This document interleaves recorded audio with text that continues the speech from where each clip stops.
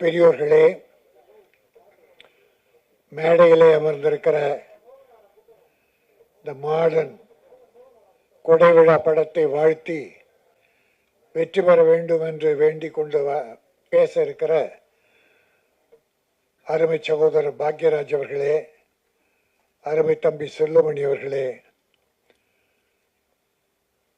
அருமைக்குரிய ராமநாராயணன் என்ற புகழ்பெற்ற இயக்குனர் தயாரிப்பாளரின் திருமகன் தேனாண்டாள் முரளி அவர்களே, மற்றும் உள்ள பெரியோர்களே, மேடையில் அமர்கிற நல்லவர்களே,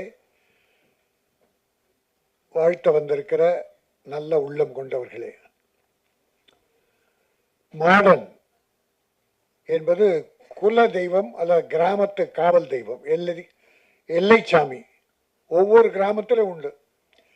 எல்லைச்சாமி விழா நடத்துவாங்க பெருசா. அந்த ஒரு விழாவை வைத்தே மையமாக கொண்ட ஒரு கதை. நாம் சில துளிகளை பார்த்தோம், சாதத்தின் பருக்கைகளை, சில சாதத்தை நசுக்கி பார்த்தோம், சரியாக வெந்திருந்தது. கிராமத்து மனம் மிக்க படங்கள் மக்கள் வரவேற்கிறார்கள். இது மண் வாசனை மிக்க படம். அது ஒரு திருவிழா, தமிழ் பாரம்பரியம், தமிழக மக்களின் பழமையை மறக்காது இயக்குனர் தங்கபாண்டியன் அவர்கள் மிக அற்புதமாக சொல்லியிருக்கார். பாட்டு, இந்த தம்பி இளைஞர் எத்தனை படம் பண்ணார், அவர் பார்த்தா மாடர்னா இருக்காரு. மாடர்ன் படம், ஆனால் இவர் மாடர்ன் டைரக்ட். இசை நாட்டுப்புற பாட்டு நல்லா பண்ணியிருக்காரு. இந்த 3 பாட்டுமே நல்லா அருமையாக இருந்தது. கிராமத்து மண் வாசனை இருந்தது. நடித்தவர்களும் எல்லோரும் புதியவர்கள் என்றாலும் இயக்குனர் சிறப்பாக வேலை வாங்கியிருக்கிறார். எல்லாரும், இந்த ஹீரோயினிக்கு 2வது படம் என்ஜாய்னு ஒரு படம் முன்ன பண்ணிச்சு. அது நான் கூட வந்து அந்த படம் முடிக்கிறதுக்கு உதவியாக இருந்தேன். அப்போ அந்த பாப்பா தெரியும், நல்ல நடிகை, முன்னுக்கு வர்றதுக்கு நல்ல வாய்ப்பு இருக்குது. தம்பி ஹீரோவை நல்லா இருக்கான். ஒரு வறட்சியான பிரதேசம் தூத்துக்குடி. ஒரு பச்சை பயிர் கூட பார்த்துதான் படத்தில். ஒரு பயிர் நல்லா விளைஞ்சிருக்கு, பச்சை பச்சைன்னு இருக்கு. அவ்வளோ ஒரு பஞ்சத்தில் அடிப்பட்ட கிராமத்தில் போய் எடுத்திருக்காங்க. கதைக்கு சரியான இடம் போல் இருக்கு. அதை விட நம்ம சகோதரர் சொன்னார் 30 நாளில் படம் முடிக்கிறேன்னு, 23 நாளில் முடித்தார். தம்பி, நீங்கள் நல்லா இருப்பீங்க, டைரக்டர் நல்லா இருப்பீங்க. ப்ரொடியூசர் மனம் நோகக்கூடாது சார்.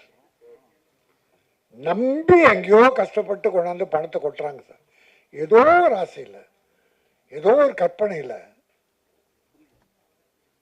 அவங்க கொண்டாங்க படத்தை. சில பாவிங்க, சிலர், எல்லாரும் இல்லை, அதாவது ஒரு 60-70% தயாரிப்பாளர் நல்லா இருக்கணும்னு கேமரா முன்னால் நின்று சின்சியரா பண்ணி கொடுக்குறாங்க.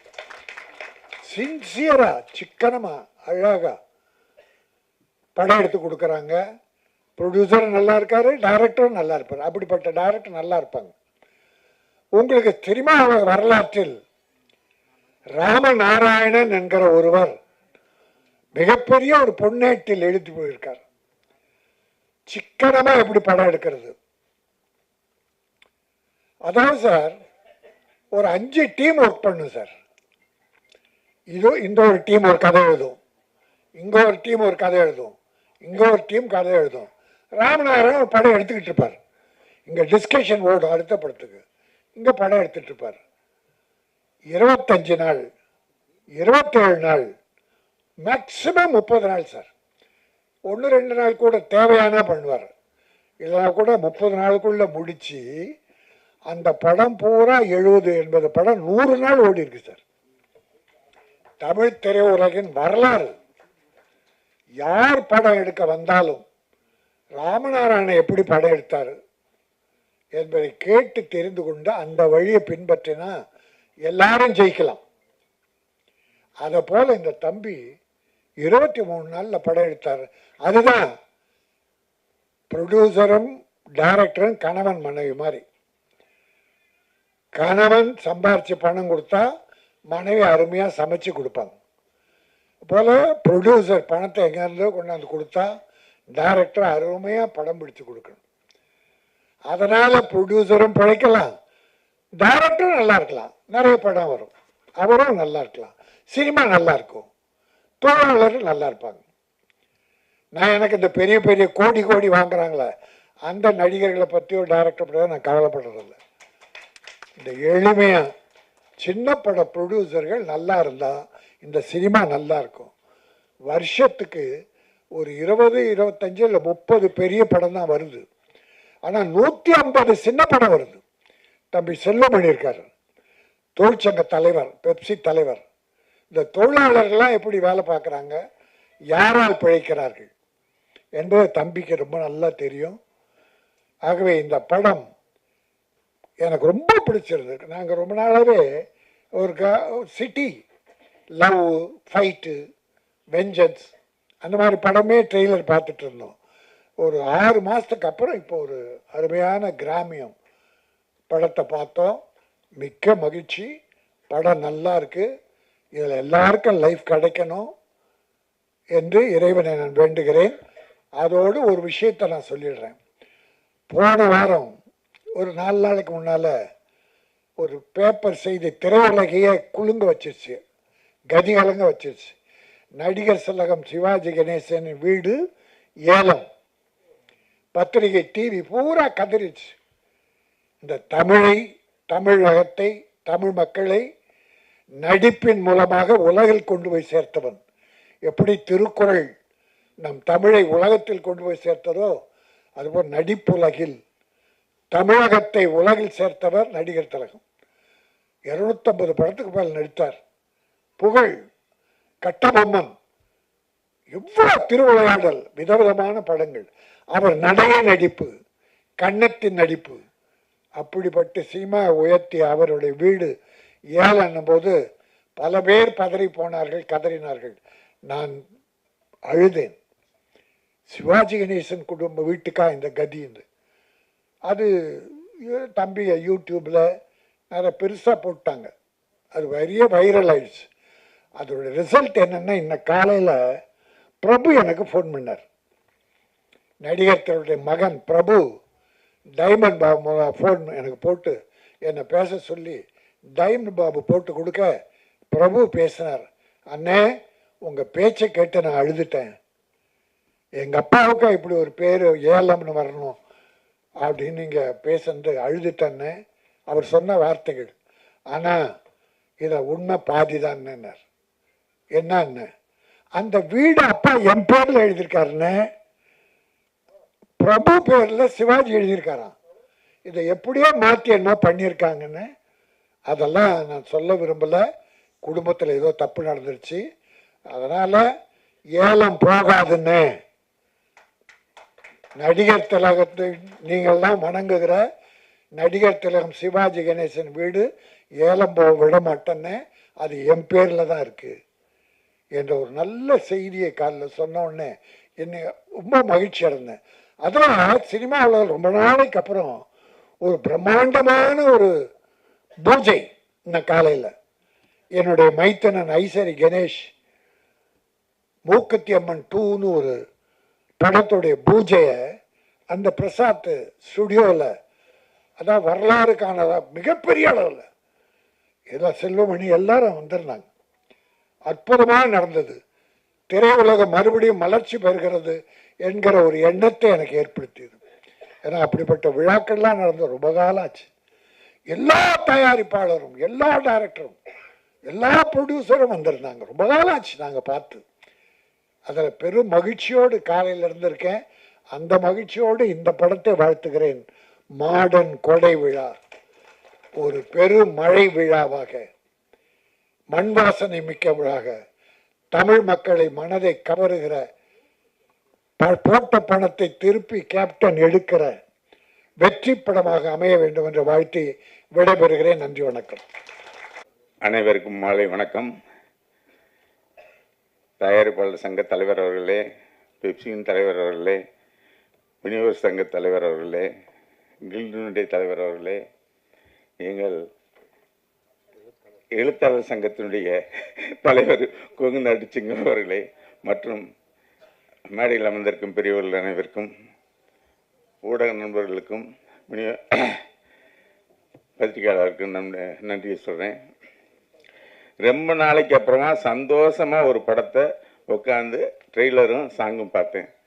ரொம்ப சந்தோஷமாக இருந்தது. இல்லை மண்மனம் மாறாமல் அந்த இயக்குனருக்கு முதல்ல எப்படி பாராட்டுறதுன்னு தெரியல. அந்த கலாச்சாரத்தில் அந்த ஊருடைய கலாச்சார பிரகாரம் அந்த பனை ஓலையில் விளக்கு வச்சு அதில் தீபம் போட்டு ஒரு அற்புதமானதாக அந்த கலாச்சாரத்தை ஆழ்வாக சொல்லியிருந்தார். பனை ஓலையில் கொலக்கட்டை செஞ்சுன்னா படம் எடுத்தவன் நான்.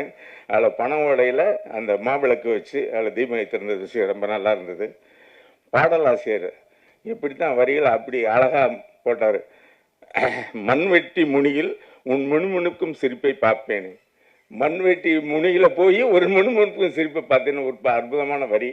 அதோட அந்த ஹீரோ பாடும்போது முளைப்பாரி போல என் மனசில் வேகமாக வளர்ந்துட்டேன்னு. ஒரு காதல் எவ்வளோ வேகமாக வளருங்கிறது முளைப்பாரி இருட்டுக்குள்ளே வச்சு தான் இருட்டு அறையில் வச்சு போடுவாங்க. அது வேகமாக வளர்த்துறதுக்காக அந்த வரிகள் அற்புதமான வரிகள். முளைப்பாரி போல என் மனதில் வேகமாக வளர்ந்தேயே. பாடலாசிரியர்களுக்கு உண்மையிலே அந்த வரிகள் இருந்த பாடலாசிரியர் யாருன்னு தெரியல. ராமசாமிக்கு வாழ்த்துக்கள். சூப்பர்.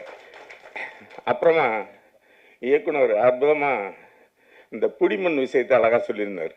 அந்த கோயிலில் நீண்ட நாள் சாமி கும்பிடாமல் இருக்குது. அந்த இடம் யார் கையிலோ மாறி போயிடுச்சு. இப்போ அந்த கோயிலில் போய் சாமி கும்பிட்றதுக்கு அங்கே ஒரு பிரச்சனை இருக்குது. அந்த மண்ணை நெருங்கி போக முடியாமல் அந்த கோயில் தளத்தை நெருங்க முடியாத அளவுக்கு ஒரு கம்பி வேலி போட்டிருக்கு. அப்போ அங்கே ஒரு வார்த்தைகள் தெளிவாக போட்டிருந்தார். அந்த இடம் சாமி இருந்த இடமா இருந்தாலும் அந்த சாமி இருந்த இடத்துல ஒரு பிடிமண்ணை எடுத்துகிட்டு போய் நம்ம சாமியாக கும்பிடலான்ற ஒரு அற்புதமான ஒரு கதையை பேக்ரவுண்டில் வச்சுருக்கீங்கிறது அந்த ஒரு வரியில் தெரிஞ்சிச்சு. Super, extraordinary. உண்மையுடைய கதாசிரியரும் சரி, இயக்குனரும் சரி, அதே மாதிரி ஃபோட்டோகிராஃபி அந்த நிலத்தை அற்புதமாக காமிச்சிருக்கீங்க. இதில் நாய் ரொம்ப சிறப்பாக நல்லா பண்ணியிருக்கீங்க. எக்ஸ்பிரஷன் நல்லா இருக்குது. ஹீரோ சொல்லவே வேண்டியதில் அற்புதமாக இருக்காங்க. அத்தனை பேரும் ரொம்ப நல்லா பண்ணியிருக்காங்க. என்ன ரொம்ப ஒரு நல்ல விஷயம் நடந்திருக்குன்னா, சினிமாவில் இன்னைக்கு படம் எடுத்தால் ரிலீஸ் பண்ணுறதுல மிகப்பெரிய சிரமம் இருக்குது. சின்ன சின்ன படங்கள் எடுத்தால் அதுக்கு படம் எடுத்து நீங்கள் யாரும் சிரமப்பட வேணாம். நான் ரிலீஸ் பண்ணிருந்தேன்னு எங்களுடைய தென்னிந்திய திரைப்பட தயாரிப்பாளர் சங்கத்தினுடைய தலைவர் ராமசாமி அவர்கள், தமிழ் திரைப்பட தயாரிப்பாளர் சங்க தலைவர், தமிழ் திரைப்பட தயாரிப்பாளர் சங்க தலைவர் ராமசாமி அவர்கள் முன்னெடுத்து செஞ்சது. மற்ற ப்ரொடியூசர் எல்லாமே படம் எடுத்துட்டு நேரம் அவர்கிட்ட கொடுத்துருவாங்க. வருஷத்துக்கு 150 படத்தை அவர் ரிலீஸ் பண்ணலாம். அந்த இது நல்லபடியாக நடக்க சிறப்பாக இருக்கு. அதுக்கு முன்னோடியாக அந்த படத்தை எடுத்திருக்காரு. அதுக்கு உறுதுணையாக பன்னீர்செல்வம் கூப்பிட்டு அவர் லிங்க் பண்ணியிருக்காரு. ரொம்ப சந்தோஷம். அதனால் இனி படங்கள் ரிலீஸ் பண்ணுறதுல எந்த பிரச்சனையும் இருக்காது. மற்றபடி இது சுடலை மாடன் என்றதை மாடன் மட்டும் வச்சுட்டாங்க. சுடலை மாடன் சாமியினுடைய பேர் சுடலை மாடன். அது மாடன் மட்டும் வச்சிருக்கலாம், சுடலை மாடன்னே வச்சிருக்கலாம். அதுக்கு எடுக்கக்கூடிய குடை விழா அது ஒவ்வொரு வருடமும் அந்த வேட்டைக்கு போகக்கூடிய சாமி. அது சுடலை மாடன் சாமி வேட்டைக்கு போகிறது. என்னுடைய அசிஸ்டண்ட் கணேஷ்ராஜுங்கிறவர் இந்த மாதிரி ஒரு படத்தை சின்னத்தாயின் படத்தை எடுத்தார். அதில் உள்ள வரும் கோட்டையை விட்டு வேட்டைக்கு போகும் சொல்ல மாட்டேன் சாமின்னு அந்த மாதிரி ஒரு சூழ்நிலை. அந்த படம் மிகப்பெரிய வெற்றி அடைஞ்சது. அதே போல் சுடலை மாடன் கொடை விழா மிகப்பெரிய வெற்றி அடைய வாழ்த்துக்கிறேன். நன்றி, வணக்கம். வந்திருக்கும் அனைவருக்கும் வணக்கம். மேடையில் இருக்கும் அனைத்து பெரியவர்களுக்கும், என் உயிருக்கு நிகரான தமிழ் பெருமக்களுக்கும் இருக்காரம் கூப்பி நன்றிகள் வணக்கம் தெரிவிச்சுக்கிறேன். மாடன் மிக மிக பெரிய வெற்றி அடையும் இந்த படம். ஏன்னா வந்திருக்கிறது யார்? இந்தியாவின் கதை மன்னன் சூப்பர் ஸ்டார் பாக்யராஜ் சார் அவர்கள் வெளியிட வந்திருக்காங்க. அவங்களுக்கு கை தட்டலாமா பாக்யராஜ் சாருக்கு? அதே மாதிரி செல்வமணி சார் மிகப்பெரிய இயக்குனர் மட்டும் இல்லாமல் இன்றைக்கி பெப்சியே காத்துக்கிட்டு இருக்கிற ஒரு மிகப்பெரிய காவல் தெய்வம். அவருக்கும் எல்லாரும் கை தட்டுங்க. அவர் கே ராஜன் சார் வெள்ளுடை வேந்தன், விநியோகஸ்தர்கள் காவல் தெய்வம் அவர். அதே மாதிரி தேனாண்டால் பிலிம்ஸ் தயாரிப்பாளரின் காவல் தெய்வம் அவர். இன்னைக்கு படத்தை விநியோகம் பண்ணுறாரு அவர் காவல் தெய்வம். நான் அவங்க அப்பா படம் நிறையா பண்ணியிருக்கேன். அண்ணன் ராஜாண்ணன் சொன்ன மாதிரி ஃபைட்டு ஆஃப் டே தான் தருவார். தங்கம் ஆஃப் டேயில் முடிச்சிடணுன்னா பாரு, சரிண்ணே அப்படிமா ஆஃப் டேயில் முடிச்சிடுவோம். ஆனால் அந்த மாதிரி கதை இருக்கும், அந்த மாதிரி படம் இருக்கும், அந்த மாதிரி படம் பெரிய ஹிட்டு படமாக தான் இருக்கும். அவர் 110 படம் 136 படம் இல்லை சார். அவர் உலகத்திலே அதிக படம் பண்ண இயக்குனர் அவர் தான். அவங்க பையன் அவர் அந்த மாதிரி நல்லது பண்ணிகிட்டு இருக்காரு. அழகன் தமிழ்மணி சார், அவர் நான் அன்னையிலேருந்து பார்க்குறேன். அவர் படம்லாம் நான் ஒர்க் பண்ணியிருக்கேன். அன்னையிலேருந்து அதே நட அதே சுறுசுறுப்பு அதே மாதிரி இன்றைக்கு வரைக்கும் உண்மையிலே சந்தோஷமாக இருக்குது. இந்த படம் தயாரிக்கிற கேப்டன் அவர்கள் வந்து இன்றைக்கும் கப்பல் ஓட்டிக்கிட்டு இருக்காராம். நான் கேட்டேன், கப்பல்லாம் ஓட்டிக்கிட்டு இருக்கீங்களா மணி? ஆமாம் சார், கப்பல் ஓட்டுறேனாரு. நிச்சயமாக ஒரு நல்ல மனம் கொண்டவர். இந்த படம் நிச்சயமாக வெற்றி அடையும், நிச்சயமாக கவலைப்படாதீங்க. அதே மாதிரி டைரக்டர் இயக்குனர் வாழ்த்துக்கள் சார். உண்மையாகவே இங்கே திருநெல்வேலி, நானும் திருநெல்வேலி தான். இப்போ பிரிச்சுட்டாங்க தூத்துக்குடி மாவட்டம். பட் இருந்தால் எங்கள் அம்மா ஒரு ஊரி. அந்த எனக்கு எங்கள் ஊர் கோயில் கொடைக்கு போகும்போது எப்படி இருக்குமோ அந்த ஒரு எண்ணம் அங்கே உட்கார்ந்து இருக்கும்போது வந்துருச்சு. அதே மாதிரி யதார்த்தமாக இப்போ அப்படி பார்க்க முடியுமான்னு தெரியல. அந்த காலத்தில் நாங்கள் ஆடு வெட்டுறது அதெல்லாம் உட்கார கணக்கில் பாய் இருக்கும், அந்த பாயை போட்டு உட்காந்துட்டு இருப்போம். சத்தியமாக எனக்கு அந்த ஞாபகம் வந்துச்சு. இந்த படம் மிகப்பெரிய வெற்றி அடையும் நிச்சயமாக. ஏன்னா மனோஜ்குமார் சார் சொன்ன மாதிரி நிச்சயமாக இந்த படம் வெற்றி அடையும் சார். அது மாதிரி ஹீரோ யதார்த்தமாகவே அவர் நான் யதார்த்தமாக நினச்சேன் அவர் திருநெல்வேலிக்காரர் அப்படின்னு நினச்சேன். பார்த்தா அவர் கோயம்புத்தூர்காரருங்கிறாங்க. ஏன்னா அவர் யதார்த்தமாக எங்கே இருக்கார், கலர் மாதிரியே இருக்கார். சார் நல்லா நடிச்சிருக்கீங்க, யதார்த்தமாக ரொம்ப நல்லா நடிச்சிருக்கீங்க. ஹீரோயின் அவர்கள் மிக அற்புதமாக நடிச்சிருக்காங்க. எதிர்காலத்தில் நமக்கு ஒரு பெரிய ஹீரோயினாக தமிழ்நாட்டுக்கு கிடச்சிருக்கீங்க நிச்சயமாக. அது மாதிரி மியூசிக் டைரக்டர், அந்த பாட்டு எழுதினவர், அந்த எங்கள் தூத்துக்குடிக்கார அந்த அம்மா, அவங்க பேர் என்ன, யஸ்மிதா அம்மா, அவங்க இது மாதிரி எல்லாருமே எல்லாம் பண்ணியிருக்காங்க. அந்த சீனு எங்களுக்கு நண்பர் ஃபைட் மாஸ்டர் மோகன் அவர்கள் ரொம்ப அற்புதமாக பண்ணியிருக்காங்க. இந்த படம் வந்து நிச்சயமாக எல்லாரும் பெரியவங்க வாழ்த்திருக்காங்க. இந்த படம் மிகப்பெரிய வெற்றி அடையணும்னு நானும் மனமார்ந்த வாழ்த்துறேன். ஏன்னா நம்ம முரளியன் இருக்காங்க, முரளியனை அதை வாழ்த்தும் போது எல்லாருக்கும் தெரியும். அது மாதிரி பத்திரிகையாளர் அத்தனை பேரும் வந்திருக்கீங்க. ஏன்னா யதார்த்தமான படம் எப்போதுமே வெற்றி அடைஞ்சிக்கிட்டே தான் இருக்கும். இது ரொம்ப ரொம்ப யதார்த்தமாக இருக்குது. நான் கூட நினச்சேன் ஒரு 40 நாள் எடுத்துருப்பாருன்னு நினச்சேன். 23 நாள் எடுத்துட்டாருன்னு போட்டு உடச்சிட்டார் அவர். அந்த வில்லனை நடித்தவர் எல்லாம் வெளியே தெரிஞ்சிருக்காது. இல்லை அவ்வளோ ஒர்க்கு, ஏன்னா கேமராலாம் அவ்வளோ ஒர்க் பண்ணியிருக்காரு. கேமராமெல்லாம் பிரமாதமான ஒர்க் பண்ணியிருக்காரு. அது ஏன்னா அவ்வளோ சீக்கிரம் ஒர்க் பண்ண முடியுமா தெரியல. ஏன்னா நாங்களும் ஒரு ஃபைட்லாம் ஹிந்தி படம் போனால் அதே ஒரு 20-30 நாள் எடுப்போம் ஒரு ஃபைட்டே. அது ஒரு 5 நிமிஷம் தான் வராது, 30 நாள் எடுத்துக்கிட்டு இருப்போம். ஸோ அந்த மாதிரி ஒரு 23 நாள் படம் எடுக்கிறதுங்கிறது பெரிய விஷயம். அது மாதிரி எடுத்திருக்காரு. வெற்றி அத்தனை பேரும் வெற்றி அடைய மனமார்ந்த வாழ்த்துக்கள் சொல்கிறேன். ஏன்னா நேரம் இல்லாமனால நானும் சீக்கிரமாக முடிச்சுக்கிறதுல விருப்பமாக இருக்கிறேன். எப்பவுமே சொன்னார் தான், அம்மா அப்பாவை மதிங்க. உலகத்திலே அம்மா அப்பாவுக்கு நிகர் ஒரு தெய்வம் கிடையாது. அந்த தெய்வத்தை மதிங்க. நம்ம இந்தியானா பிறக்கிறதுக்கே கொடுத்து வச்சிடணும்னு இப்போ எல்லாம் சொல்கிறாங்க. இப்போ கும்பமேளாவில் வந்து கிட்டத்தட்ட 70 கோடி பேர் வந்து குளிச்சிருக்காங்க நம்ம இந்தியாவில். அது வந்து 1 கோடி பேர் வெளிநாட்டில் இருந்து வந்து குளிச்சிருக்காங்க. அந்த மாதிரி புண்ணிய நகரம், அதை விட எல்லாத்த விட புண்ணிய நகரம் தமிழ்நாடு. தமிழனா பிறக்கிறதுக்கு ரொம்ப புண்ணியம் வேணும். அந்த தமிழனா நம்மெல்லாம் பிறந்திருக்கோம். அந்த தமிழ் வாழ்க, தமிழ் வெல்க, தமிழன் வென்றே தீர்வான். நன்றி, ஜெய்ஹிந்த். ஒரே ஒரு சின்ன ரிக்வெஸ்ட், போலீஸோட மேடமும் அந்த குழந்தைய வந்து சார்பா பாக்கியராஜ் சார் போகணும்னு வேண்டிக்கிறேன். வாங்க. எல்லோருக்கும் வணக்கம். இந்த எங்கள் அழைப்பை ஏற்று வந்திருக்கும் இந்த சிறு முதலீட்டு படத்தை சப்போர்ட் பண்ண வந்திருக்கும் திரு பாக்யராஜ் சார் அவர்களே, திரு செல்வமணி சார் அவர்களே, கே ராஜன் சார் அவர்களே, மாஸ்டர் ஜாக்வார் தங்கம் அவர்களே, அப்புறம் எங்கள் தயாரிப்பு செயற்குழு உறுப்பினர்கள் அனைவருக்கும் என்னுடைய வணக்கத்தை தெரிவிச்சுக்கிறேன். இந்த மேடையில் இருக்கும் அனைத்து கலைஞர்களுக்கும் என்னுடைய வாழ்த்துக்களை தெரிவிச்சுக்கிறேன். மாடர்ன் கோடை விழா இது ஒரு சிறு முதலீட்டு படம். இது வந்து நான் என்ன திரு சூரிய அவர்கள் வந்து பார்க்க சொல்லி கேட்டுட்டு இருந்தார். நிறையா பேசிகிட்டு இருப்போம். அப்போ நம்ம ஒரு படம் தயாரிச்சிட்டு இருக்கனால வந்து இன்றைக்கி சூழ்நிலையில் சிறு முதலீட்டு படங்களை ரிலீஸ் பண்ணுறது வந்து என்ன மாதிரி சூழ்நிலை போகுதுன்னு கொஞ்சம் கேட்டு அறிஞ்சிருந்தேன். ரொம்ப ஒரு திரையரங்கில் சிறு முதலீட்டு படங்களை ரிலீஸ் பண்ணுறது வந்து ரொம்ப சிரமமான சூழ்நிலைகள் நிலவி கொண்டு இருந்தது. கோவிடுக்கு அப்புறம் ரொம்ப பிரச்சனையாக இருந்தது. ஏன்னா கோவிடுக்கு அப்புறம் திரையரங்கு உரிமையாளர்கள் அவங்களுடைய தியேட்டர் மெயின்டெனன்ஸ்லேருந்து எல்லாம் பண்ணுறதுக்கு சிறு முதலீட்டு படங்களுக்கு பெரிய சப்போர்ட் இல்லாமல் இருந்தது. விநியோகஸ்தர்களும் படங்கள் வாங்குறதில்லை. ஸோ இந்த மாதிரி ஒரு சிறு முதலீட்டு படங்கள் ஒரு வருஷத்துக்கு கிட்டத்தட்ட ஒரு 200 படங்கள் வந்துக்கிட்டு இருக்கு. இப்போ சமீபமாக இந்த 2025 பார்த்தீங்கன்னா பெரிய படம் நீங்கள் கணக்கு போட்டிங்கன்னா 1-2 படங்கள், அதை தாண்டி எல்லாமே medium budget and small budget films தான் இருக்குது. ஸோ இந்த மாதிரி படங்களுக்கு ஒரு சப்போர்ட் வேணுங்கிறதுக்கு நானும் பார்த்துட்டு இருந்தேன். அது மாதிரி சூரி சார் சொல்லியிருந்தார். அப்புறம் பன்னீர் சார் மூலமாக விஜய் முரளி மூலமாக எனக்கு இந்த படம் வந்து பார்த்தேன். இது நம்ம கலாச்சாரத்தோட தமிழ் தென்னகத்தில் இருக்கிற தமிழ் கலாச்சாரத்தை மையப்படுத்துது. ஏன்னா எல்லாருக்குமே வந்து குலதெய்வம்னு ஒன்று இருக்குது. இன்றைக்கி வந்து காலப்போக்கில் பார்க்கும்போதுனா நம்ம சாமியெல்லாம் கும்பிட்றோம், வேண்டுகிறோம், எல்லாம் பண்ணுறோம். ஆனால் குலதெய்வ வழிபாடுங்கிறது வந்து கண்டிப்பாக எல்லா இதுலேயும் இருக்குது. ஏன்னா குலதெய்வத்தை கும்பிடாமல் நம்ம வந்து எந்த சாமி கும்பிட்டாலும் சரி வராது. நம்ம முன்னோர்கள் எல்லாருக்குமே வந்து அந்த நம்ம இன்னமும் ரொம்ப அந்த நம்பிக்கைகள் ரொம்ப ஸ்ட்ராங்காக சவுத்தில் இருக்குது, இங்கேயுமே இருக்குது. இப்போ பார்த்திங்கன்னா எல்லா இடத்துலையுமே வந்து இந்த வழிபாடுகளோட முறைகள் வந்து அதிகப்படுத்திக்கிட்டே வருது. எங்கே பார்த்தாலும் கோயிலில் கூட்டங்கள் இருக்குது.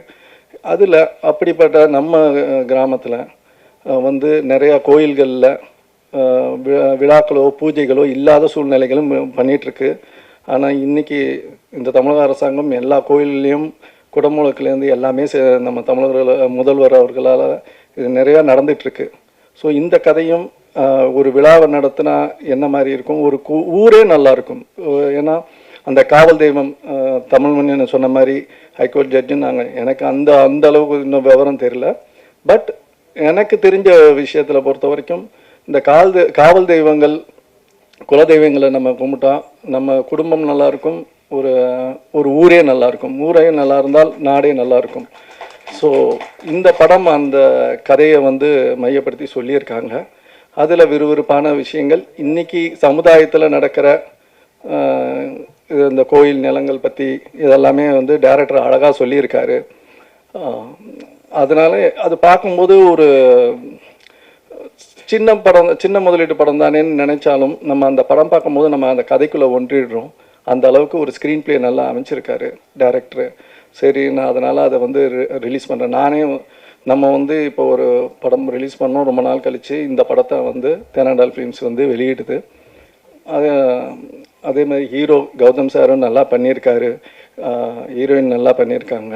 இதில் இருக்க அத்தனை கலைஞர்களும் அவங்களோட எஃபர்ட்ஸை வந்து கண்டிப்பாக கொடுத்துருக்காங்க. ஏன்னா இந்த மாதிரி கலைஞர்களோட இப்போ மனோஜ்குமார் சார் சொன்னார், இந்த மாதிரி வரிகள் வந்து ரொம்ப வந்து குறைஞ்சி வேறு மாதிரி வரிகள்லாம் போயிடுச்சு இன்றைக்கி பாட்டுகளில். நம்மளுடைய விஷயங்களை வந்து சொல்கிறதுக்கு இந்த மாதிரி நல்லா கண்டுபிடிக்க வெளியில் தெரியாத நல்ல டேலண்ட்ஸ் எல்லாமே இங்கே இருக்காங்க. ஸோ இவங்களுக்கு வந்து ஒரு முக்கியத்துவம் கொடுத்து ப்ராப்பராக ரிலீஸ் பண்ணணும்.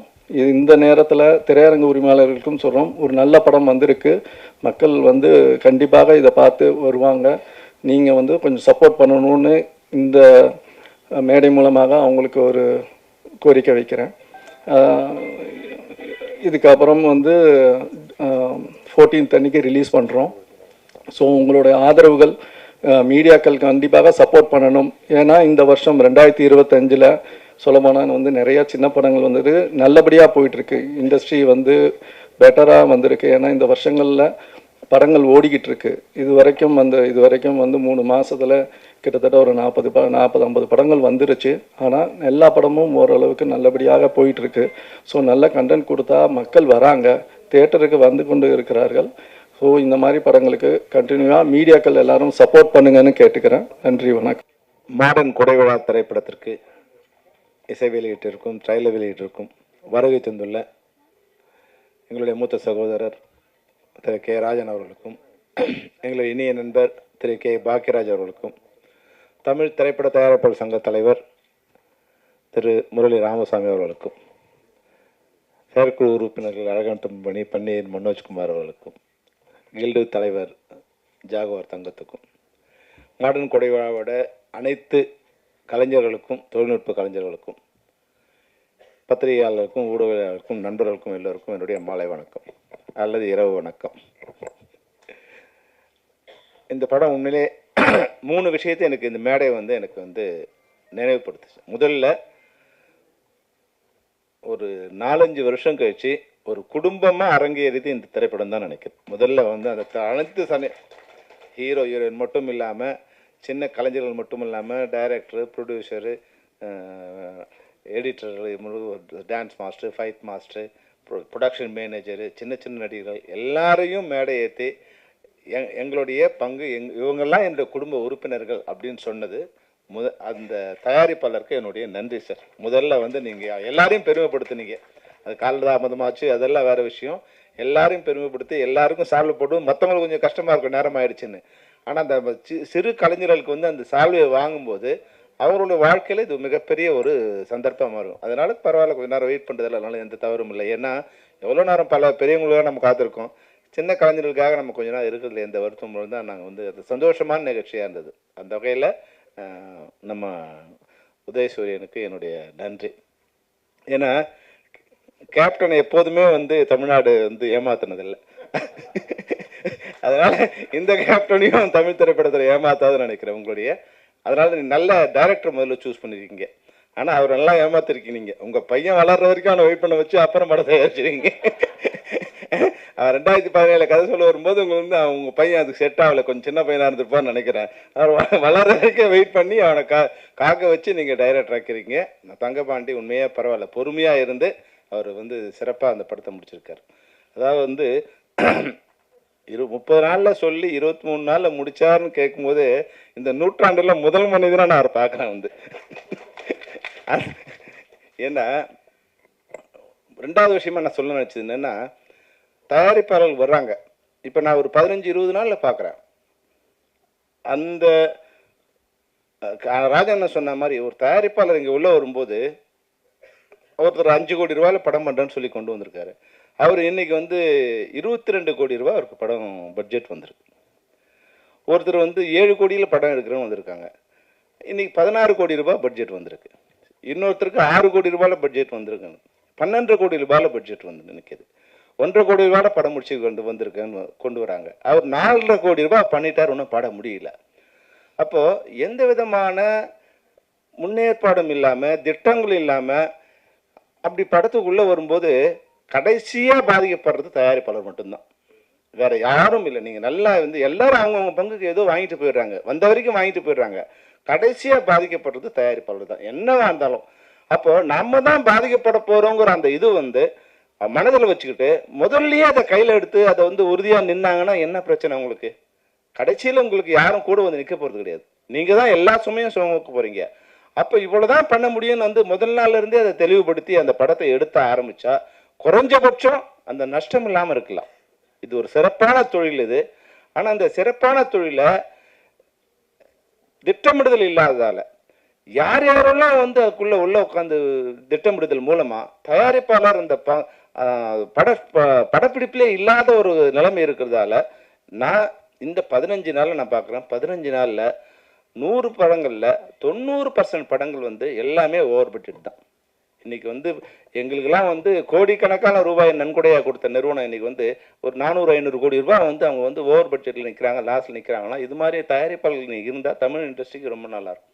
அதனால் ஏறக்குறைய நம்ம முரளி ராமசாமி சார் அவர்களுக்கு வந்து நான் சின்ன ரெக்வஸ்ட்டு, பெரிய ரெக்வஸ்ட்டு, நம்ம ஒரு 6 மாதமாக உட்காந்து எல்லாரையும் சரி பண்ணி திட்டமிட்டு எது மாதிரியான படங்கள் வந்து என்ன பட்ஜெட்டில் எடுக்கணும், யார் ஆர்டிஸ்ட்டு, யார் கால் ஷீட்டு, இதெல்லாம் ஃபைனல் பண்ண பிறகு தான் நீங்கள் படம் தயாரிக்க உள்ள ஷூட்டிங் ஆரம்பிக்கணும் அப்படிங்கிற ஒரு விதிமுறையை பரிந்துரைச்சு நம்ம பண்ணோம். தயவுசெய்து எதையும் மனசில் கொள்ளாமல் சின்ன சின்ன வேறுபாடு இன்றைக்கி எந்த தயாரிப்பாளர் வந்து அவங்க தான் பாதிக்கப்படுறாங்க. அதனால் அவர்களுக்கு கூட இருக்க சின்ன சின்ன வேறுபாடுகளை கலைந்து தயவுசெய்து திட்டமிட்ட பிறகு தான் படப்பிடிப்பை ஆரம்பிக்க வேண்டுங்கிற ஒரு நிலையை நீங்கள் கொண்டு வரணுங்கிறது இந்த நேரத்தில் நான் வந்து உங்களுக்கு என்னுடைய சிறு வேண்டுகோளாக வைக்க விரும்புகிறேன். இதன் மூலம் வந்து நான் வந்து ஃபெப்சியோட பிரசிடெண்ட்டாக இருந்தாலும் இதன் மூலம் என்னுடைய உறுப்பினர்கள் கொஞ்சம் சில பேருக்கு வந்து மனக்கஷ்டங்கள் இருந்தாலும் இந்த இண்டஸ்ட்ரி இருந்தால் தான் நாங்கள் இருக்க முடியும், தயாரிப்பாளர் இருந்தால் தான் தொழிலாளர்கள் இருக்க முடியும். அப்போ தயாரிப்பாளர்களை சிரமம் இல்லாமல் இல்லை குறைஞ்சபட்சம் பாதுகாப்பான ஒரு சூழ்நிலை வைக்க வேண்டியது அந்த சங்கத்தோட பொறுப்பு. அதனால் தயவுசெய்து அந்த சங்கம்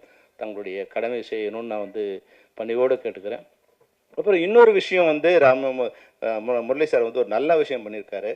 இதுக்கு முன்னாடி வந்து நம்ம அசிஸ்டன்ட் நடிகர் வந்து சுப்பிரமணி பேசினார் இல்லையா, சூப்பர் சுப்பிரமணி, அந்த வார்த்தையோட வழி வந்து நீங்கள் நல்லா யோசிச்சு பாருங்கள்.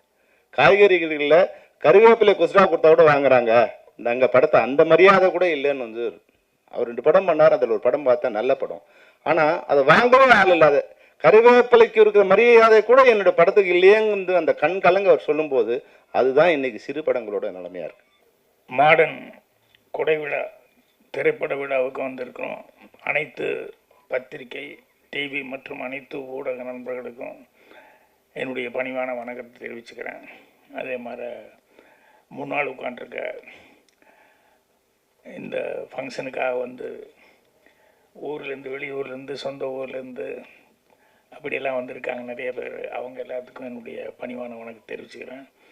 மேடையில் அமர்ந்திருக்கும் என்னுடைய மரியாதைக்குரிய திரையுலக பிறப்பங்கள் எல்லாமே இங்கே இருக்காங்க. அவங்களுக்கு என்னுடைய பணிவான வணக்கத்தை தெரிவிச்சுக்கிறேன். நன்றியிலிருந்து ஆரம்பித்தா கரெக்டாக இருக்கும்னு நினைக்கிறேன். ஏன்னா அது கடைசியில் மறந்துடக்கூடாது. அதனால் முதல்ல அதிலிருந்து ஆரம்பிச்சுக்கிறேன். முதல்ல ப்ரொடியூசர் உதயசூரியன் அவர்களுக்கு நன்றி சொல்லிக்கிறேன். என்னன்னா, ஏதோ கஷ்டப்பட்டு அங்கே இங்கேயும் சம்பாதிச்ச காசில் ஒரு புது ஆளை வச்சு அவருக்கு ஒரு சான்ஸ் கொடுத்து படம் எடுக்கலான்னு சொல்லி முடிவு பண்ணி வந்து இத்தனை பேர்த்துக்கு வேலையெல்லாம் கொடுத்துருக்காரு இல்லையா, அதுக்காக அவருக்கு நன்றி தெரிவிக்கணும். அவர் கப்பலை வந்து பத்திரமா கரை சேர்த்துற மாதிரி திரைப்படத்துறைக்கு வந்த அவரை பத்திரமா கரை சேர்த்துன தங்கமணி டைரக்டர் அவருக்கு வந்து நன்றி தெரிவிச்சுக்கணும். அதே மாதிரி அவருக்கு உறுதுணையாக இருந்த எல்லா டெக்னீஷியன்ஸ், விபின்லேருந்து சின்ன ராசிலேருந்து எல்லாருமே, எல்லா டெக்னீஷியன்ஸும் அவ்வளோ இதாக இருந்திருக்காங்க. அவங்களுக்கு நன்றி தெரிவிச்சுக்கணும். அப்புறம் இந்த விழாவுக்கு நான் வர்றது காரணமாக இந்த என் ஆஃபீஸில் இருக்கிற தேவேந்திரன் தான் வந்து, தேவேந்திரன் அவ்வளோ சீக்கிரம் வரமாட்டாப்புல. ஏதாவது ஒன்றா சும்மா வந்து என்ன எப்படி இருக்கீங்கன்னு, இந்த படத்துக்கு பர்டிகுலராக வரணும் அப்படின்னு சொல்லிட்டு ரொம்ப அக்கறை எடுத்து தேவேந்திரன் வந்து இந்த படத்துக்காக வந்து கூப்பிட்டாப்புல. ஸோ தேவேந்திரன் நன்றி.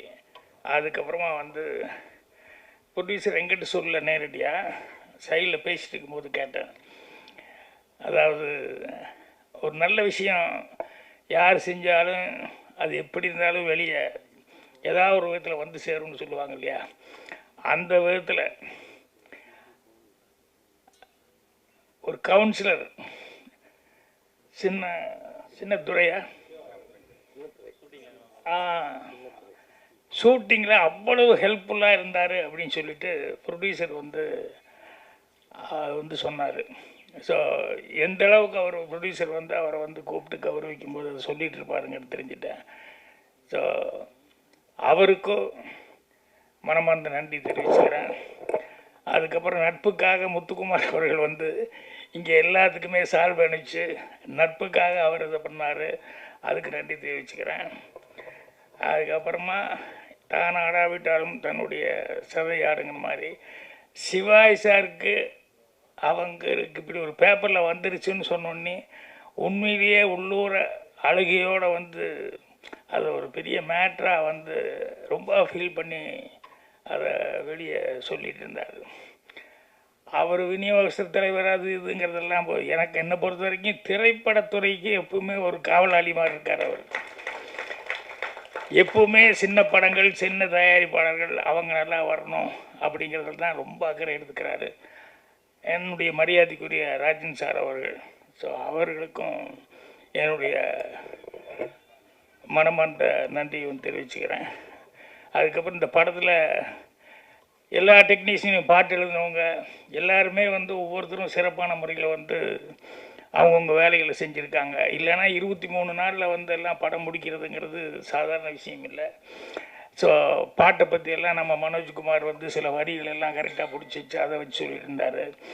அதே மாதிரி நானும் ஓப்பனிங் சாங்கு அதை ஒரு திருவிழா சாங்கை வந்து அவ்வளோ அழகாக வந்து அவர் கம்போஸ் பண்ணியிருந்தார். அதுக்கு அடுத்தது டூயட்டு ரொம்ப மெலடியாகவும் பண்ணியிருந்தார். ஸோ அவங்க செல்வமணி அவர்கள் நல்லா பாராட்டி பேசினார். அனிருத் மாதிரியே இருக்கிறீங்க, அனிருத் மாதிரியே வரணும் அப்படின்னு சொல்லிட்டு. அப்புறம் ரொம்ப அதாவது ஒருத்தர் பேசும்போது சொன்னார், மாடர்ன் காவல் தெய்வம் நாங்கள் வந்து ஏதோ கோர்ட் நீதிபதி தமிழன் மணி அவர்கள் பேசினார். அவர் வந்து கண்டிப்பாக இந்த படத்தை காப்பாற்றினார். என்னை பொறுத்த வரைக்கும் மாடர்ன் இப்போவே நேரில் வந்து இந்த படத்தை வெளியிடுறதுக்கு காப்பாற்றிருக்காரு. அதுதான் முரளி அவர்கள். ஸோ அது ரொம்ப முக்கியம். சின்ன படம் எடுக்கிறது அப்படிங்கிறது பிரச்சனை இல்லை. சின்ன படம் எடுக்கும்போது இந்த படத்தை வந்து அவர் பார்த்துட்டு நான் ரிலீஸ் பண்ணுறேன் அப்படின்னு சொல்லும்போது படத்தினுடைய தரமும் எனக்கு தெரிந்தது. அதே நேரத்தில் வந்து சின்ன படத்தை ரிலீஸ் பண்ணுறதுக்கு நம்ம அவ்வளோ உதவி பண்ணணும் அப்படிங்கிறது அவருடைய அக்கறை எனக்கு புரிஞ்சது. அவரை இவருக்கு இன்ட்ரடியூஸ் பண்ணவர் பன்னீர் அவர்கள். அவருக்கும் என்னுடைய மனமார்ந்த நன்றியை வந்து தெரிவிச்சுக்கிறேன். ஸோ இந்த படத்தில் வந்து இவ்வளோ பேர் உழைப்பு, அந்த 23 நாளில் வந்து படத்தை நல்லபடியாக முடிச்சிருக்காங்க அப்படிங்கும்போது ரொம்ப ரொம்ப சந்தோஷமாக இருக்குது. உண்மையிலேயே இந்த படத்தினுடைய உழைப்பு 23 நாளில் இவர் முடித்தது மட்டும் இல்லாமல் அவர் பார்த்துட்டு முரளி அவர்கள் வந்து படம் எனக்கு பிடிச்சிருக்கு, கண்டிப்பாக நான் ரிலீஸ் பண்ணுறேன் அப்படின்னு சொல்லி இப்போ வர்ற 14க்கே ரிலீஸுக்கு எல்லாமே ஏற்பாடு பண்ணியிருக்காருங்க போது படம் கண்டிப்பாக வெற்றி அடையும். இதில் வேலை செஞ்சவங்க எல்லாத்துக்குமே வந்து ஒரு நல்ல எதிர்காலம் இருக்கணும் அப்படின்னு சொல்லி இது பண்ணிக்கிறேன். கோகுல் அவர்கள் வந்து ஏதோ பேசுவார்னு நினச்சிக்கிட்டு இருந்தேன். சைலண்ட்டாக வந்து 2 வார்த்தையோட ஒரு ஹீரோ ஏதாவது பேசுவார்னு பார்த்தா ஒரு வேளை அப்பா இருக்கிற பயமா என்ன காரணத்துனாலும் தெரியல, ரொம்ப ரொம்ப சுருக்கமாக வந்து படத்துலையாவது பேசுறதுக்கு ஏதாவது வாய்ப்பு இருக்குன்னு பார்த்தா அதுலேயும் இது பண்ணால் ஆனால் அந்த பொண்ணு கூடவே இருந்து சிரிச்சு காப்பாற்றிருச்சு பாட்டில் எல்லாம். அவர் சிரிக்க வேண்டியதுதான் சேர்த்து இந்த பொண்ணு அழகாக சிரிச்சு. அதான் அவர் சொன்னார், என்ஜாய்ங்கிற ஒரு படத்தில் முன்னாலேயே பண்ணியிருக்கு அப்படின்னு சொல்லி சொன்னார். உண்மையிலேயே ஒரு சிரிப்பு நல்லா என்ஜாய் பண்ணுற அளவுக்கு இருக்குமா, ரொம்ப சந்தோஷம். ஸோ இன்னொருத்தர் வந்து அவங்களும் புதுசாக நடிச்சிருக்காங்க, நீதாம்மா, அவங்கள பற்றியும் செல்வமணி மறக்காமல் குறிப்பிட்டார். அவங்களும் டான்ஸ் ஆடிருக்காங்க அப்படின்னு சொல்லி சொன்னார். ஸோ எல்லாருமே இந்த படத்தில் வந்து ஒவ்வொருத்தரும் எல்லாருமே கஷ்டப்பட்டு வேலை பார்த்துருக்காங்க. ஸோ அதனால் கண்டிப்பாக படம் நல்லபடியாக சக்ஸஸ் ஆகும். அதுக்கு வந்து பத்திரிகை நண்பர்கள், ஊடக நண்பர்கள் வந்து கண்டிப்பாக இது பண்ணுவாங்க. என்னை பொறுத்த வரைக்கும் இப்போ நிறைய சின்ன படங்கள் அது இது எல்லாமே பார்த்துருந்தோம். சிறு தயாரிப்பார், சிறு முதலீடு அப்படி பண்ணி. நான் ஒரு கிளாஸ் எடுக்கிறதுக்காக போயிருந்தேன். அந்த கிளாஸ் எடுக்க போனப்போ இந்த பசங்கள்லாம் உட்காந்துருந்தாங்க. அவங்ககிட்ட சொன்னேன், எப்பா லிவிங்ஸ்டன் அண்ணன், பாண்டியராஜன் தம்பி 2 பேருக்கு மிலிட்ரிக்கார் ஒரு அப்பா. இந்த பாண்டியராஜன் வந்து ஒரு பொண்ணை லவ் பண்ணிட்டு இருக்கான். ஆனால் அவங்க அண்ணன் லிவிங்ஸ்டனுக்கு பொண்ணு பார்த்து நிச்சயம் பண்ண போகும்போது இவன் போகாம விட்டான். ஆனால் இவன் யாரை லவ் பண்ணான்னா அதை தான் லிவிங்ஸ்டனுக்கு அண்ணங்காரனுக்கு வந்து ஃபிக்ஸ் பண்ணிட்டாங்க. அப்படின்னா அடுத்த நாள் பாண்டியராஜன் தெரிஞ்சு நீ பதறி போயிட்டான். அந்த பொண்ணு வேறு திட்டுறா, நான் வந்து போலீஸ்காரன் பொண்ணுன்னா பையன்னு நீ தான் நினச்சேன், உனக்கு ஒரு அண்ணன் இருக்கான்னு எனக்கு தெரியாமல் போச்சே, போய் எதாவது பண்ண அப்படின்னா. அவன் லிவிங்ஸ்டன்ட்ட வந்து கேட்குறான், என்ன இல்லைண்ணே நேற்று நீ போய் பொண்ணு பாட்டு அழகாக இருக்குது, அம்சமாக இருந்தது. என்ன அழகு அம்சமெல்லாம் ஓகே, அது அந்த பொண்ணு அதான்டா உன் அண்ணி. இல்லைண்ணே நான் வந்து நீ அதான்டா அண்ணி, உனக்கு அண்ணி நம்ம வீட்டுக்கு தானே வரப்போகுது அப்படின்னு. இல்லைண்ணா நான் வந்து அந்த பொண்ணை இல்லை நான் லவ் பண்ணிட்டேண்ணே, மறந்துடு.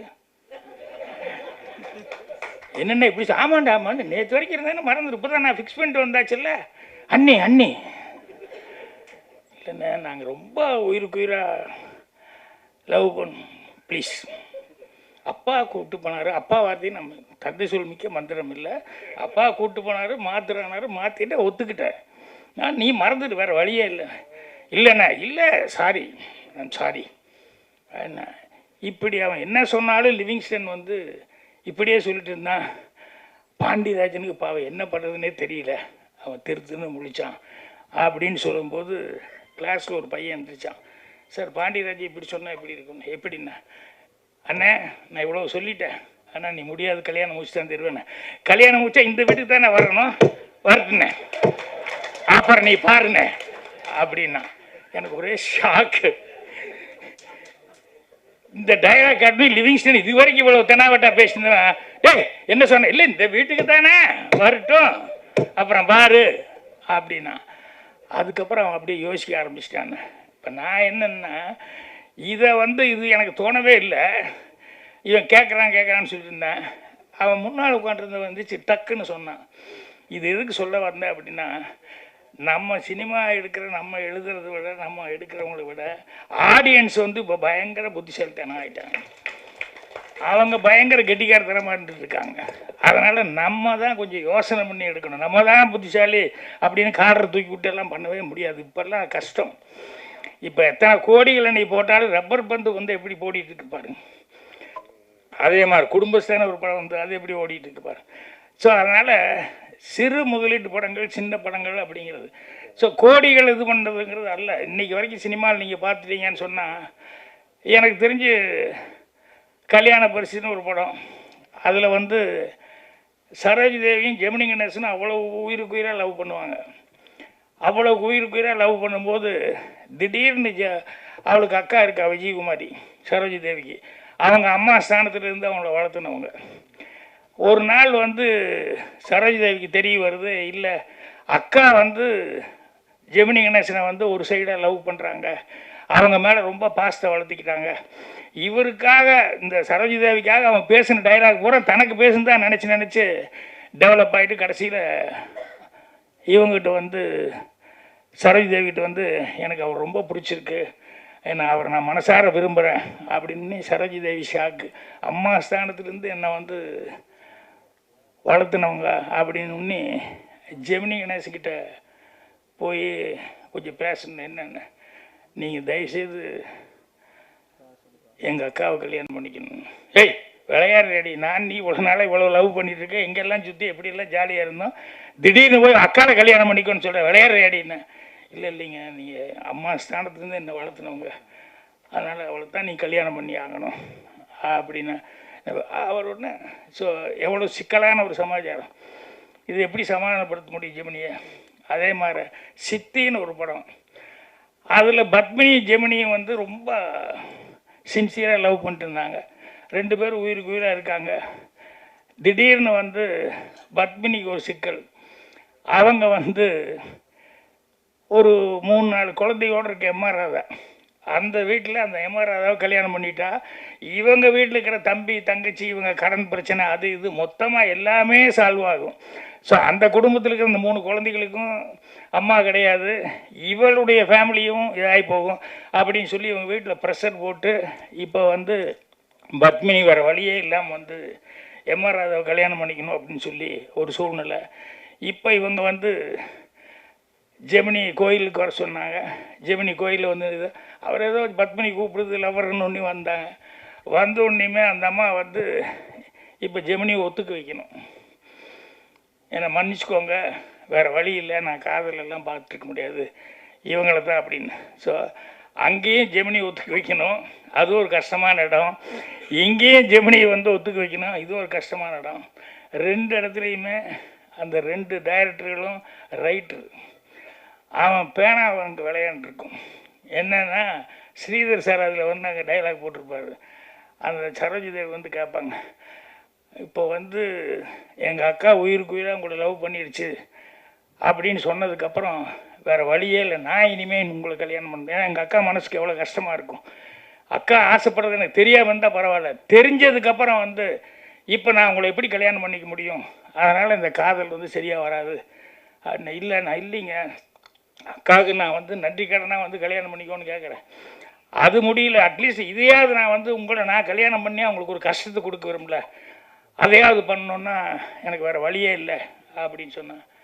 இப்போ ஜெமினிக்கு என்ன பேசுன்னு தெரியல. அப்போ வந்து சரி நான் புறப்படுறேன் ஒரு வார்த்தை அப்படின்னா, அதுக்கு முன்னால் நின்னேன், எப்படி நான் வந்து உங்களை கல்யாணம் பண்ணிக்க போகிறதில்ல, ஸோ நான் போய் வேறு மாதிரி தான் என்னங்கிறது யோசிச்சு தான் முடிவு பண்ணேன்.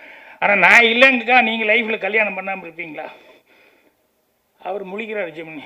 சொல்லுங்கள், யாராவது ஒரு காலத்தில் 3 முடிச்சு போடணுமில்ல, இல்லை சொல்லுங்கள், எப்படி நீங்களும் வந்து கல்யாணம் இல்லாமல் இருந்துட போகிறீங்க, எனக்கு ஒரு வழிபாக்கமா நீங்களும் கல்யாணம் பண்ணி தானே ஆகணும், சொல்லுங்கள், யாருக்கா ஒருத்தி கழுத்து நீட்டு வா, அவளுக்கு நீங்கள் 3 முடிச்சு போட்டு தானே ஆகணும்னு தலையை ஆட்டுறாரு. அது ஏன் எங்கள் அக்காவாக இருக்கக்கூடாது அப்படின்னு. இதை கேட்டோன்னே ஜெமினி ஆடி போயிடுவான். நான் உண்மையிலேயே லவ் பண்ணேன், என் மேலே உனக்கு பிரியம் இருக்குது அப்படின்னா என்னுடைய வேதனையை புரிஞ்சுக்கிட்டு என்னுடைய தியாகத்தை நீயும் பங்கெடுத்துக்கணும், அதனால் எனக்கா அவங்க அக்கா கல்யாணம் பண்ணிக்கோ அப்படின்னா வேறு வழியே இல்லாமல் ஜெமினி வந்து விஜயகுமாரியை கல்யாணம் பண்ணிக்குவான். அதே மாதிரி இங்கே கோயிலுக்கு கூப்பிட்டு வந்தோடனே ஜெமினிக்கிட்ட பத்மினி கேட்பா, எங்கள் பாக்கெட்டில் எவ்வளோ இருக்குது, பாக்கெட்டில் இன்னும் சம்பளமே வரல, ரொம்ப கம்மியாக தான் இருக்குது. இல்லை எனக்கு ஒரு 1 லட்ச ரூபா தேவைப்படுது. லட்சமா? நான் வாங்குறதே 1000 2000 இவ்வளோதான் சம்பளம், என்னடி திடீர்னு லட்சம்னு என்கிட்ட கேட்குறேன். இல்லைங்க, எவ்வளோ நாள் டைம் கொடுத்தா நீங்கள் அந்த லட்சத்தை ரெடி பண்ணுங்க. வாழ்க்கை பூரா நான் கஷ்டப்பட்ட லட்சமெல்லாம் என்ன நான் வாங்குற சம்பளத்தை எப்போ ரெடி பண்ண முடியாது இல்லைங்க, முடியாது. இல்லைங்க, இப்போ எனக்கு லட்சம் தேவைப்படுது. நான் உங்களை விட்டுட்டு வேற ஒருத்தர் கல்யாணம் பண்ணால் பல லட்சங்கள் எனக்கு வந்துடும். 2 குடும்பத்தையும் நான் காப்பாற்ற முடியும். என்ன சொல்கிறேன், இதான் உங்களால் தான் எத்தனை நாள் ஆனாலும் முடியாதுன்னு சொல்லிட்டீங்கல்ல. பட் 2 குடும்பத்தை காப்பாற்றுக்கு நான் படித்தான் ஆகணும். அதனால் என்னை மன்னிச்சுக்கோங்க. ஏன்னா நாளைக்கு வந்து எங்கிட்ட ஒரு வார்த்தை நீ கேட்டிருக்கலாமல்ல அப்படின்னு நீ கேட்டால் நான் குற்றவாளி ஆகிடுவேன். அதனால தான் உங்களை கேட்டேன். முடியலையில்ல, சரி என்னை மன்னிச்சுக்கோங்க, நான் போய் கல்யாணம் பண்ணிக்கிறேன். ஜெமினி திருன்னு முழிச்சு நிற்பான். என்னென்னா 2 இடமும் மிகப்பெரிய ஒரு பிரச்சனையான ஒரு இடம். அந்த 2 இடத்துலையும் எவ்வளோ கிளவராக வந்து பெண்கள் எவ்வளோ சாதகமாக பேசுகிறாங்க அப்படிங்கிறத வச்சு பண்ணியிருப்பார். ஆனால் எழுதுன ஆம்பளை தான், பேசுகிறது பொம்பளை இருந்தால் கூட. ஏன்னா ஏன் டிபார்ட்மெண்ட் விட்டும் கொடுக்க முடியாத ஸ்ரீதர் கேஜி அவங்க எதுக்கு சொல்ல வந்தேன்னா, அவங்க கோடிகளெல்லாம் நம்மள, பிரம்மாண்டத்தை நம்மள, பேனாவை மட்டுமே நம்பினாங்க. அதுதான் அவங்க இன்னைக்கு வரைக்கும் நிலைச்சி நின்றுக்கிட்டு இருக்காங்க. அதனால் இன்றைக்கி வந்து எடுக்கிறவங்க வந்து இவங்க பண்ணணும், அவங்க பண்ணணும், இப்படி பண்ணணும், அப்படி யாருடைய உதவி இருந்தாலும் அது பிரயோஜனம் இல்லை. நம்ம எடுக்கிற படம் நீ நல்ல படமாக எடுத்தால்தான் அது வந்து சரியாக வரும். அதனால் ஒவ்வொருத்தரும் அதுக்கு வந்து இப்போ 23 நாளில் முடித்தார் அப்படின்னு சொல்லும்போது எவ்வளோ நம்பிக்கை இருந்தால், எவ்வளோ பிளான் பண்ணியிருந்தா அந்த கதையை வந்து 23 நாளில் முடிச்சிருக்க முடியும். ஸோ கதை ப்ரொடியூசர்கிட்ட சொல்லி அவருக்கு பிடிச்சிருந்து அதுக்கப்புறம் அவங்க பையனே வச்சுட்டு கோகுல் வச்சுட்டு பண்ணுறேன்னா சரி பண்ணுறேன் அப்படின்னு சொல்லி பண்ணி எவ்வளோ நம்பிக்கையோடு செஞ்சுருக்காரு. அதை பார்த்து தான் வந்து முரளி அவர்கள் வந்து நானே ரிலீஸ் பண்ணுறேன் அப்படின்னு. அதனால் சினிமா படம், சிறு படம் நல்லா இருக்கணும் அப்படின்னா படங்கள் நல்லா ஓடணும், சிறு முதலீட்டு படங்கள். ஏன்னா எல்லாருமே சிறு முதலீட்டுலேருந்து தான் வந்தாங்க, சிறு தயாரிப்பாளர் தான். நான் வாங்கினது 500 ரூபா அட்வான்ஸ் தான் ஃபஸ்ட்டு படத்துக்கு டைரக்ஷன் பண்ணுறதுக்கு. ஆனால் அந்த ப்ரொடியூசர் வந்து தொடர்ந்து 3 படம் 4 படம் அவனுக்கு இதுங்களாம் அவருக்கு தான் எடுத்து கொடுத்தேன். நான் நிறையா படம் ஞான படம் வரைக்கும் எல்லாத்துக்குமே அவருக்கு எடுத்து கொடுத்தேன். செல்வமணி சொல்லுமா எனக்கு சிரிப்பாக இருந்தது, ப்ரொடியூசருக்கும் டைரக்டருக்கு எப்போவுமே கடைசியில் சண்டை வந்துடும், எனக்கு கூட வந்தது அப்படின்னாரு. அப்படி இல்லை, நான் வந்து வேலை பார்த்ததுல சரி பெரிய சண்டைகள் எங்கேயுமே வரல. இன்னும் சொல்ல போனால் தயாரிப்பாளர் சங்கத்தில் என்னென்னா இந்த ரைட்ஸு பிரச்சனையெல்லாம் பேசிகிட்டு இருக்கிறப்ப நாங்கள் அது இன்னும் முடிவே வரல. என்னுடைய முதல் படத்திலேயே வந்து எனக்கு படம் ரிலீஸ் ஆகிடுச்சு, மௌனுக்கு இதுங்கெல்லாம் வந்து லேபில் பிரிண்ட் ரெடி ஆகிட்டு இருக்கிறதுக்குள்ளேயே நிறைய பேர் பார்த்துட்டு லேபில் இருக்கிறவங்க மூலமாக சொல்லி எங்கிட்ட ரைட்ஸு வந்து கேட்குறதுக்காக வந்தாங்க. உடனே படம் வந்து ரிலீஸ் ஆச்சுன்னா அது பல சக்ஸஸுக்கும் போது எத்தனையோ லட்சங்களுக்கு போகும். ஆனால் ப்ரொடியூசர் பாக்யராஜ் இப்போவே கேட்குறாங்க, இப்போவே கொடுத்துடலாம் பாக்யராஜ், இப்போவே கொடுத்துடலாம் பாக்யராஜ்னு பயந்துக்கிட்டு அவர். ஏன்னா படம் ரிலீஸுக்கு முன்னாடியே 2 லட்சம் வருது, 3 லட்சம் வருதுன்னா கண்ணுக்கு தெரிஞ்சு லாபம் இல்லையா அப்படின்னு சொல்லி கேட்டார். அப்போவே நான் வந்து அந்த ப்ரொடியூசருக்கு 50% அவருக்கு நான் கொடுத்தேன். ஏன்னா கதை எழுதுன்னு நான் தான், என்கிட்ட வந்து கேட்டாங்க. ஆனால் தயாரிப்பாளர் அவருக்கும் ஒரு 50% இருக்கணும், அவரும் மறுபடியும் படம் எடுக்கணும். படத்தில் வருதோ இல்லையோ அந்த 50% ரைட்ஸு நம்ம வந்து அவருக்காக நமக்கு காசு கொடுத்து 500 ரூபா அட்வான்ஸ் கொடுத்தா அந்த படத்தையே எடுத்தோம். ஸோ அதனால் அன்னையிலேருந்து எல்லா ப்ரொடியூசரோடையும் நான் 50% ரைட்ஸு அப்படிங்கிற மாதிரி தான் இது பண்ணிட்டுருக்கேன். ஆனால் எங்களுக்குள்ளே ஒரு சண்டை, என்ன ரைட்ஸே நீ கேட்கக்கூடாது அவங்களோட ஒரு பிரச்சனை போயிட்டுருக்கு. பட் பரவாயில்ல, செல்வமணி சொன்ன மாதிரி ஸ்மூத்தாக பேசி எந்த பிரச்சனையுமே எல்லா ப்ராப்ளமுமே ஒரு சால்வேஷன் இல்லாமல் இருக்காது, கண்டிப்பாக வரும். இன்றைக்கி காலையில் கூட பேரரசு பேசும்போது சொல்கிறாப்புல, சார் நீங்கள் வந்து என்ன அந்த கார்டு வாங்கலையோ எங்களை முதல்ல மதித்தா தானே கார்டு வாங்குறதுக்கு, எங்களை வந்து சம்பளமே பேசுகிறதுக்கு வந்து விடமாட்டேன்னா இப்படியா அப்படின்னு சொல்லி சொன்னால், இல்லை நான் பேசிட்டு ஒரு லெட்டர் போட சொல்கிறேன் அப்படின்னாரு. ஸோ அது ஒரு பக்கம் நல்லபடியாக நடக்கும். இப்போ நான் சொன்னது தான் ரொம்ப முக்கியம். என்னென்னா பேனாவை நம்பி, கதையை நம்பி அதை ஒரு பொறுப்போடு செஞ்சோம் அப்படின்னு சொன்னோம்னா சின்ன முதலீடு கூட பெரிய, ஏன்னா எத்தனை கோடிகளை வந்து சம்பாதிச்சு கொடுக்குது. இன்றைக்கி அந்த பையன் ரங்கநாதன் கூட எடுத்தான் அந்த டிராகனுங்கிற ஒரு படம், இன்னொருத்தர் டைரக்டர், இவங்கெல்லாம் என்ன படத்தை வந்து அந்த கதையை வந்து நம்பினாங்க, அதுதான். அதனால் அதை நம்பணுமோ ஒழிய பிரம்மாண்டங்கள் அது இதுங்கிறதெல்லாம் வந்து எந்த காலத்துக்கும் சரியாக வராது. அதனால் சின்ன படங்கள் தான் பின்னால் பெரிய படங்கள் ஆகுது. இந்த படம் மிகப்பெரிய படமாக வந்து சக்ஸஸ் ஆகணும் அப்படின்னு சொல்லிட்டு இந்த ப்ரொடியூசர் நிறைய கப்பல்கள் அவர் சொந்தமாக வாங்கி ஓட்டணும். அதுக்கு தங்கபாண்டி மாதிரி டைரக்டர்களும் இந்த டெக்னீஷியன்ஸ் எல்லோரும் உதவியாக இருக்கணும்னு சொல்லி